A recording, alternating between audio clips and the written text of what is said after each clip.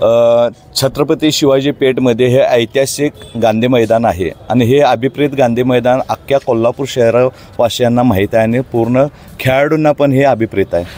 बघायला गेलं तर ह्या गांधी मैदानाचा प्रलंबित प्रश्न अनेक वर्ष भेडसावत होता, पण माननीय मुख्यमंत्री एकनाथ शिंदे साहेबांच्या प्रयत्नातून आणि माननीय राजेश क्षीरसागरांच्या सगळ्या पाठपुराव्यामुळं ह्या गांधी मैदानाचा पूर्ण कायापालट करण्याच्या दृष्टिकोनातून 22 कोटी रुपयाचा निधी मुख्यमंत्री महोदयांनी मंजूर केला आणि त्या मंजुरी कामाच्या स्वरूपातनं हे जे चॅनलचं काम चालू आहे आणि ह्या कामाच्या स्वरूपातनं आत्ता जो रस्ता डांबरीकरण करायचं चालू होतं, पण हे डांबरीकरण करण्याचा आटास काही काँग्रेसच्या नेते मंडळींनी एवढा ह्या कॉन्ट्रॅक्टरला आणि कोल्हापूर महानगरपालिका प्रशासनावर दबाव टाकून हे रोड करण्याचा प्रयत्न केला, पण तो करत असताना एवढ्या प्रमाणात इथं बुरुम घेऊन आलेत आणि तो बुरुमाचा ट्रक ज्या पद्धतीने लोडेड होता तो लोड त्या कामाला सहन झाला नाही, थोडा खचला गेला, पण ते निकृष्ट दर्जाचं काम झालं म्हणून हे स्टंट करायचा प्रयत्न आहे। राजकारण जरूर करावं लोकशाहीमध्ये, पण त्याला प्रमाण असावं। आज विधानसभेचे इलेक्शन आहे म्हणून